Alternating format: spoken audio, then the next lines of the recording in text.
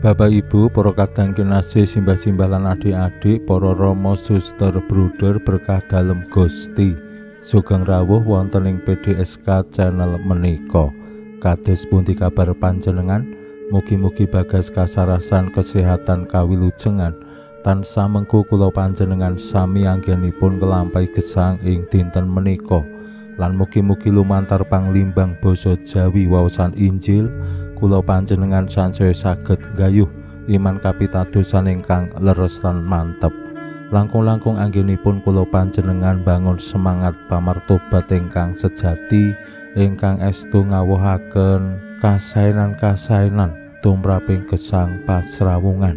Pamartobat boten namung kula panjenengan luar saking sedaya panggoda lan boten dumawah ing dosa, nanging gesang kula panjenengan lajeng nggih migunani tumraping sesami. Selamat berhari Minggu. Dinten menika kula panjenengan mlebet ing Minggu Prapaskah ingkang kaping 3. Mugi-mugi kula panjenengan sami anggenipun gladhen rohani sajroning sekawan dasa dinten mangsa suci. Kula panjenengan sansaya saged bangun pamartobat sing estu.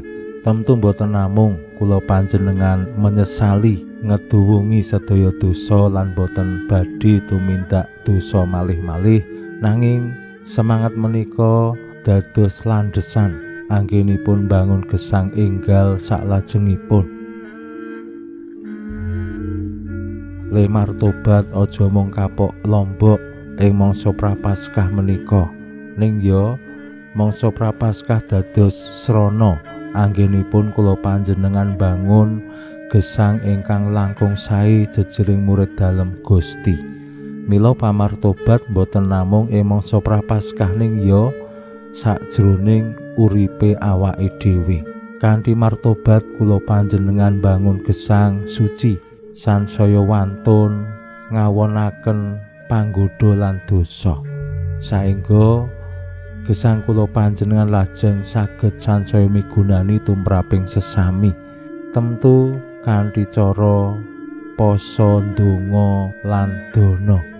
Menika srana anggenipun kula panjenengan ngendhaleni sedaya ambisi, egois diri lan sapanunggalane, saengga kula panjenengan lajeng saged peduli dumateng sesami. Waosan Injil dinten menika paring pitedah dumateng kula panjenengan. Gusti ngersakake supados kula panjenengan jejering murid dalem Gusti lan tiang-tiang sing pitados mring Gusti kaya wit sing ngetokake woh biyet lan wohe saged migunani tumraping sinten kemawon, ya manungsa, ya manuk-manuk, ya kewan. Wohe bisa dipangan lan nikmat. Pramila monggo kita pirengaken sabda dalem Gusti ing dinten menika lan kita wiwiti kanthi sembahyang sawetawis. Konjo ing asma dalem Yang Rama saha Yang Putra tuwin Yang Roh Suci. Amin. Suwawi sami munjuk. Gusti Yesus sabda dalem Yang Rama ingkang sampun manjalma, mugi karsa ngandika dhateng kawula wonten ing asepen ing telenging manah kawula, kabika kekiyatan lan panglipur ingkang manjing ing sabda dalem, kapenuwana kawula mawi roh ing kawicaksanan dalem. Mugi-mugi srana anggen kawula maos lan mirengaken sabda dalem, kawula sansaya nunggil ing sampeyan dalem. Amin.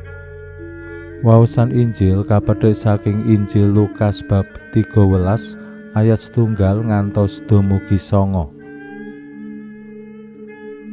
Nalika samono ana wong sawetara sing padha sowan Gusti Yesus matur bab wong-wong Galilea sing diprajaya Pilatus lan getihé dicampur karo kewan kurbane. nanging Gusti paring pangandika, apa saka rumangsamu wong-wong Galilea iku luwih gedhe dosane tinimbang wong Galilea liyane? Aku kandha ora. Nanging yen kowe ora martobat, kowe ya bakal tiwas kaya mangkono. Samono uga wong 18 sing tiwas kembrukan menara Siloe, apa saka rumangsamu luwih gedhe dosane tinimbang wong-wong Yerusalem liyane? Aku kandha ora. Nanging yen kowe ora martobat, kowe ya bakal tiwas kaya wong-wong iku.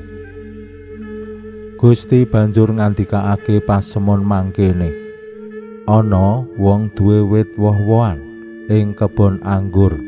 Wong mau teka golek wohe, nanging ora ana. Juru taman nuli dikandhani, wis 3 taun wit iki dak goleki wohe, nanging ora metu siji-siji ya. Wis tegoren wae, tiwas mung ngisep lemah. Nanging juru taman mangsuli, Bandara, kula aturi nyerantosakaken setahun malih. Siti kiwa tengenipun badhe kula aduk, kula sukani rabuk, mbok bilih saged awoh. Menawi boten badhe kategor sumangga. Makaten sabda dalem Gusti. Suawi sami munjuk, Gusti kawula munjuk sembah nuwun karana sabda dalem. Sabda dalem dadosa obor ingkang madangi margining gesang kawula. Katuntuna kawula sageta sabda dalem menika numusi manah ngantos tansah ngrembaka kangge nggayuh gesang ing suwarga. Amin.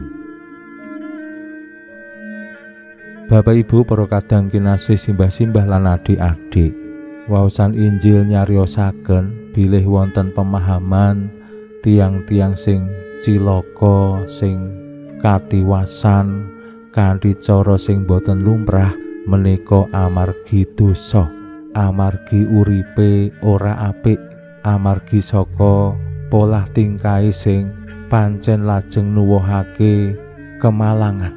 Simbah-simbah rumiyin tansah paring nasihat, sing nandur bakale ngunduh, sing nyilih bakale balekake, sing utang bakale nyaur.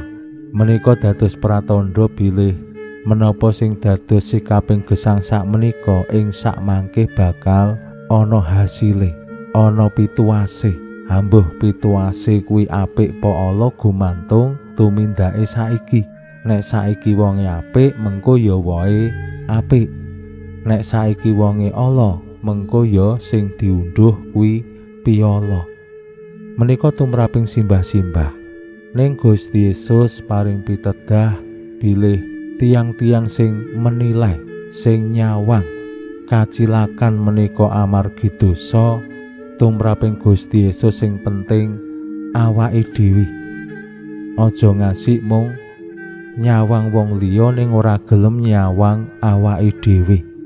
Mila Gusti Yesus kanthi radi keras paring jawaban dumateng tiang-tiang sing sowan ing ngarsa dalem nyuwun priksa menggaing kecelakaan menika. Aku kandha ora, nanging yen kowe ora martobat, kowe ya bakal tiwas kaya mangkono. Pamartobat dipun paringaken Gusti dados tuntunan. Ora perlu nyawang wong liya sing cilaka merga dosa apa mbuh merga apa, ning kados pundi awake dhewe mawang diri pribadi.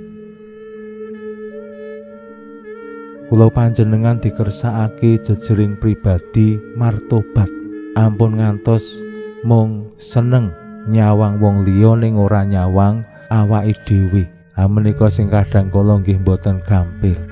Ngilo gethoke dhewe kuwi ora iso.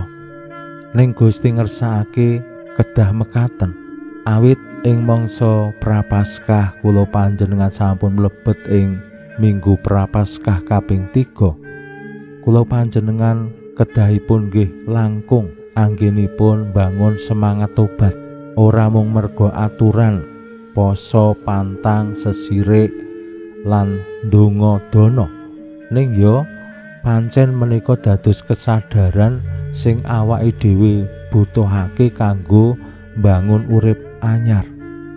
Lan Gusti ngersakake ugi anggenipun kula panjenengan bangun pamartobat menika ya bisa dirasakake wong liya. Mila kanthi gerakan APP sajatosipun menika dados srana sing nyata banget.